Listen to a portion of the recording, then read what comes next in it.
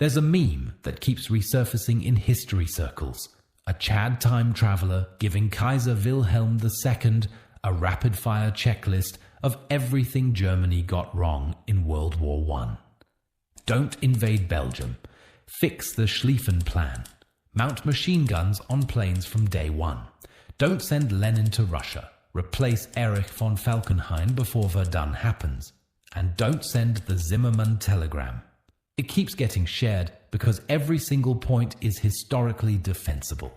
These weren't invented errors. They are documented decisions that historians have argued about for a century.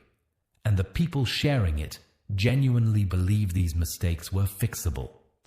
That a slightly smarter Germany, a slightly more decisive Kaiser, and the most destructive war in human history to that point ends differently.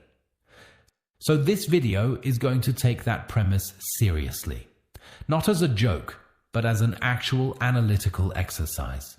We're going through each decision, testing it against what the historical record tells us, and finding out whether a corrected Germany actually wins. The answer is yes, for 5 of the 6 decisions. The 6th one doesn't fix the war. In fact, the fix that works best, the one that actually succeeds, ends up destroying Germany anyway. It creates something far worse. Subscribe if this is the kind of history you want more of. History that actually goes somewhere.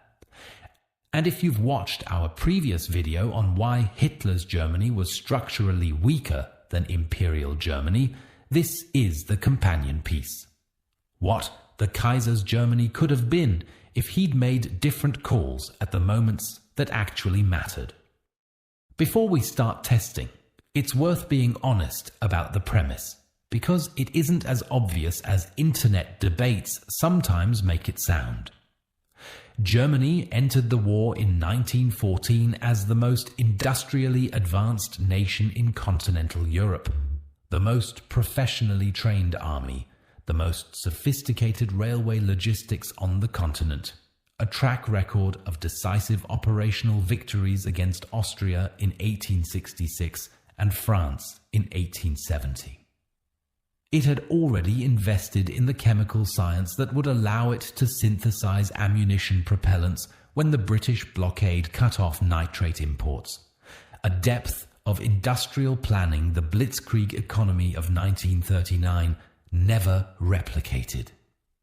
The war that actually happened bore almost no resemblance to what that capability suggested was possible. 4 years of trench warfare consumed a generation of German manpower for gains measured in miles. The Schlieffen Plan collapsed within weeks. Verdun, unrestricted submarine warfare, the Zimmermann telegram, each decision compounded the one before it. Here's the problem. Most of those fixes sound right, and some of them still wouldn't have been enough.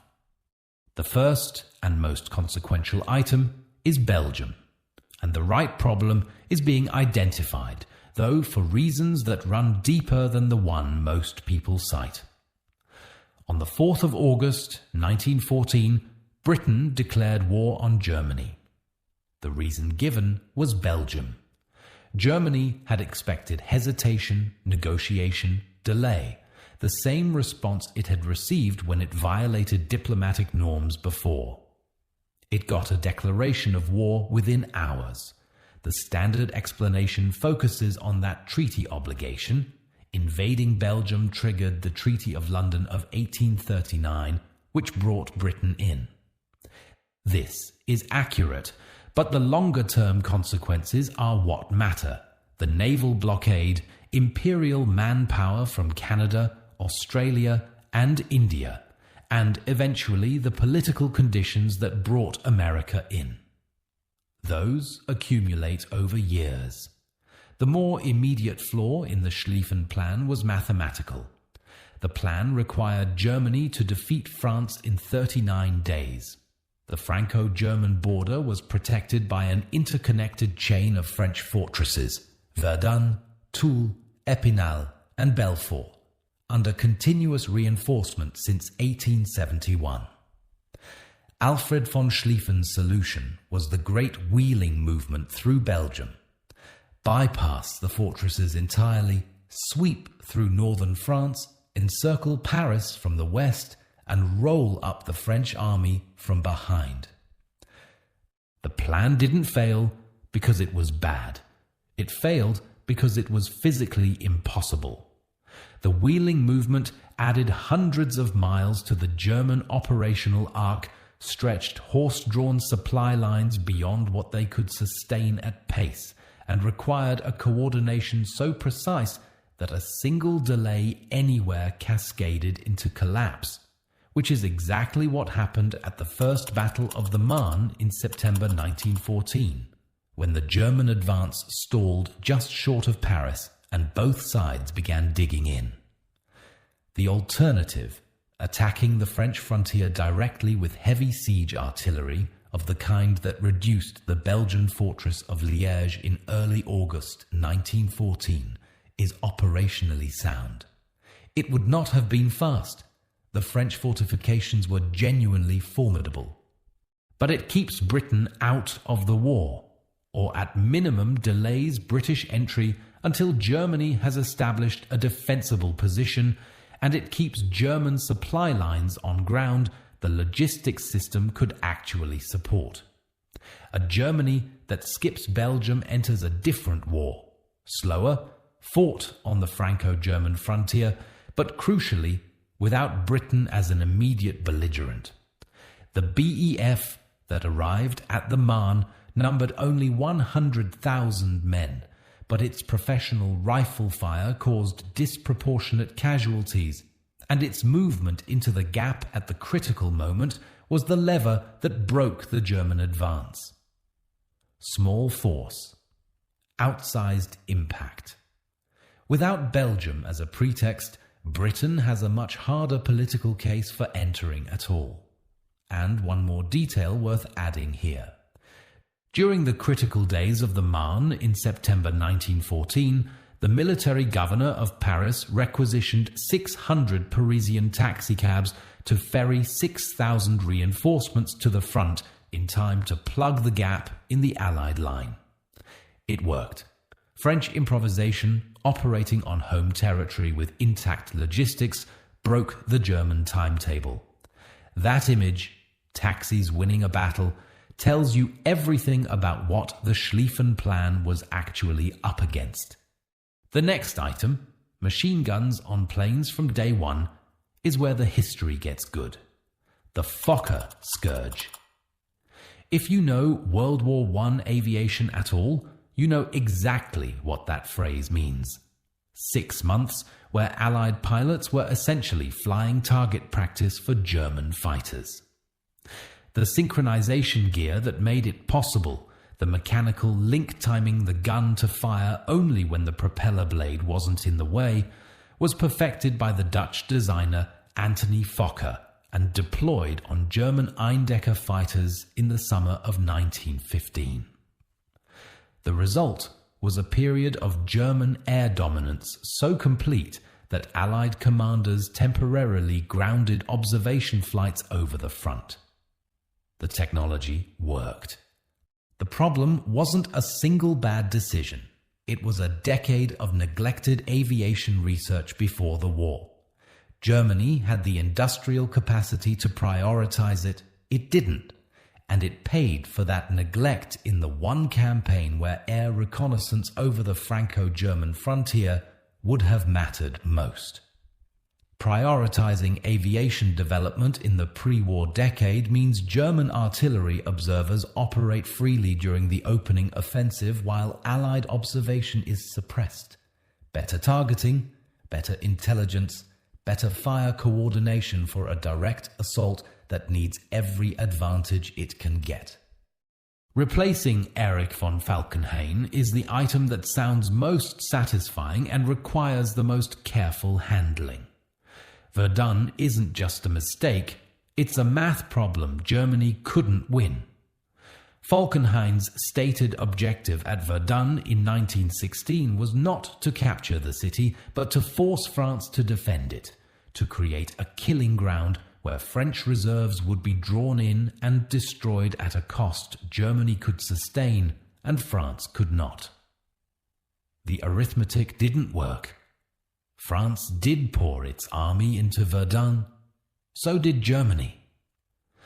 The battle ran for approximately 10 months, from February to December 1916, and produced combined casualties historians estimate at somewhere between 700,000 and 1 million men, with the front line ending in almost exactly the position it had started.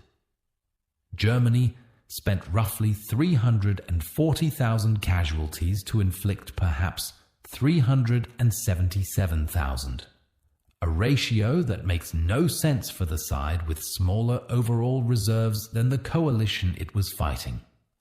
Paul von Hindenburg and Erich Ludendorff are the natural replacements, the architects of Tannenberg, the most complete German operational victory of the war.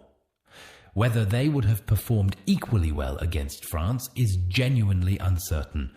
What is defensible is the narrower principle. Any commander who recognizes that mutual attrition is self-defeating for the side with smaller manpower improves Germany's standing. Avoiding Verdun alone saves roughly 300,000 men, entering 1917 with options rather than entering it depleted. 4 items have now been tested. Skip Belgium. Take the direct route with siege artillery. Deploy air superiority from the opening campaign. Avoid Verdun.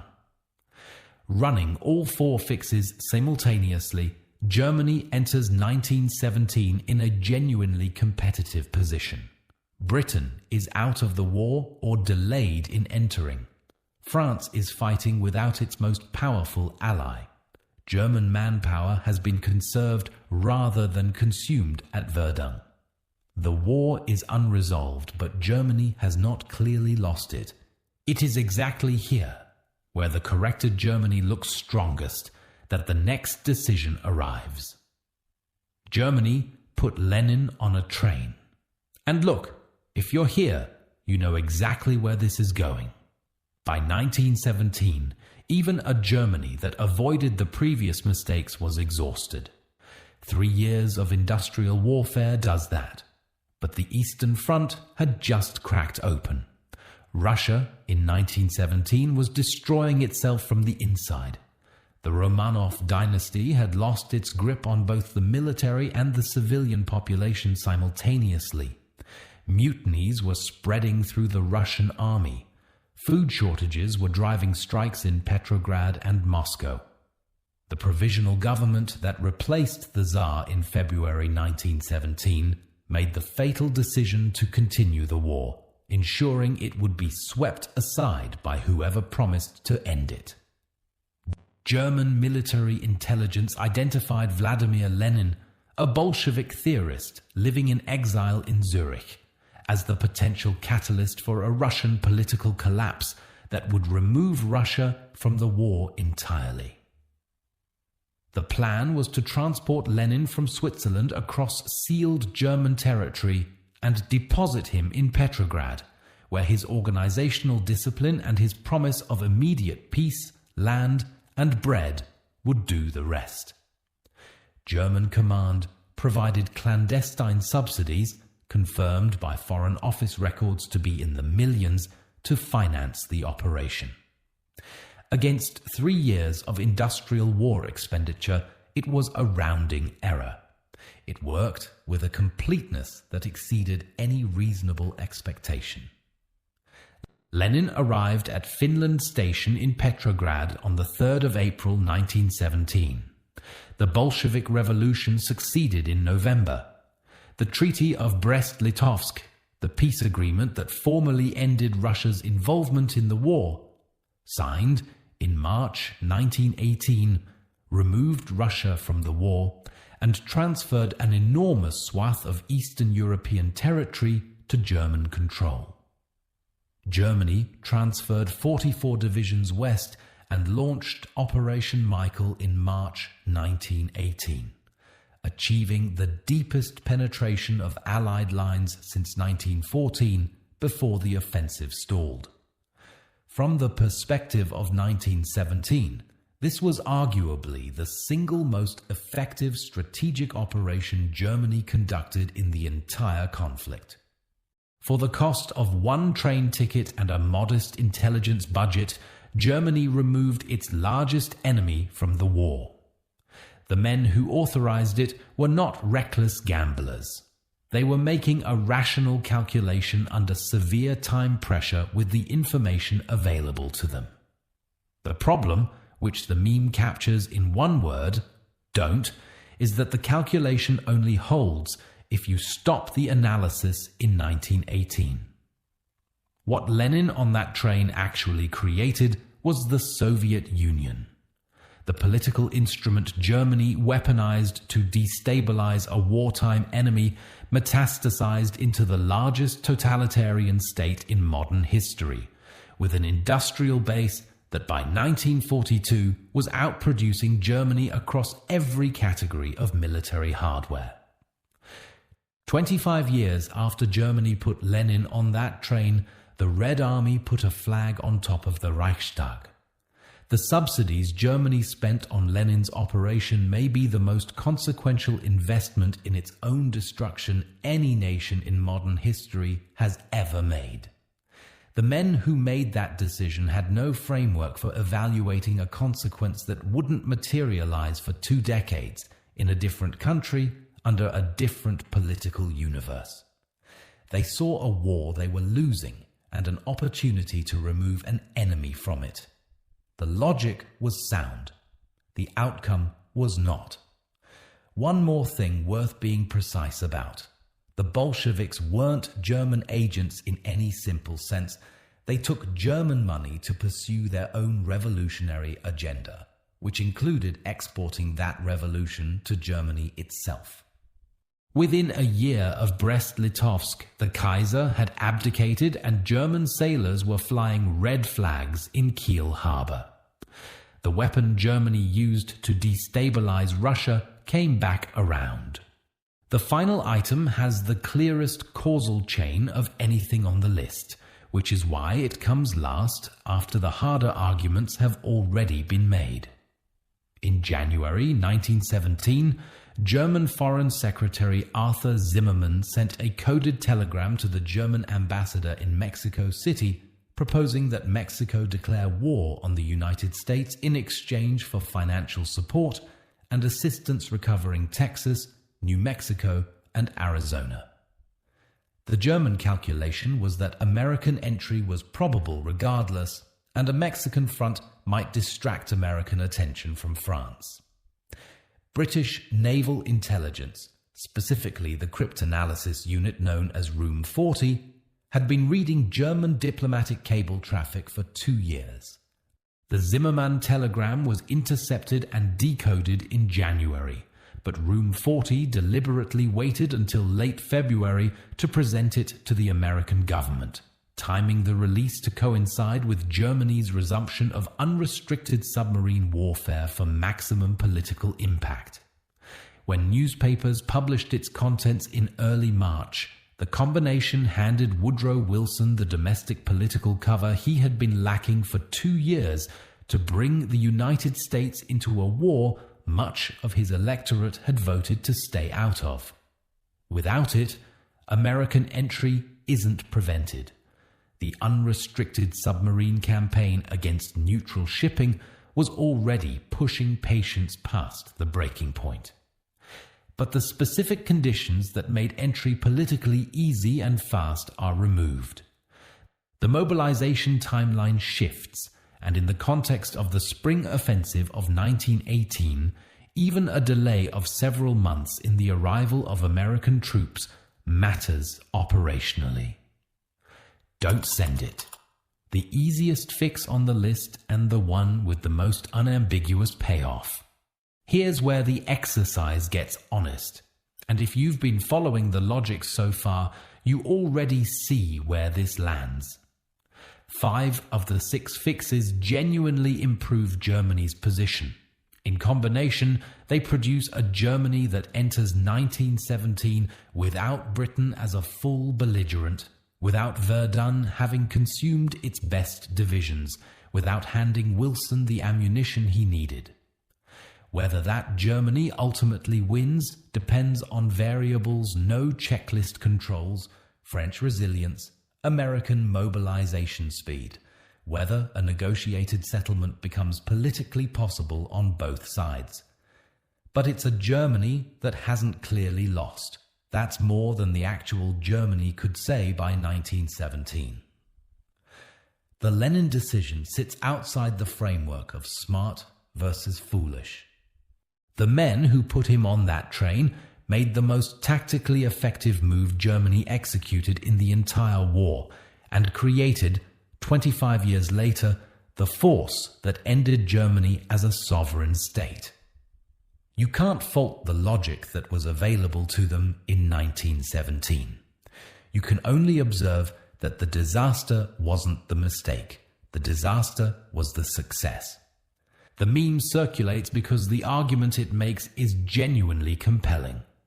Fix these decisions and the 20th century looks different. No Versailles humiliation, no fertile ground for what came after it, possibly a European history that doesn't have to rebuild from rubble twice in 30 years. But the Lenin decision is where history stops being a checklist problem and becomes something harder.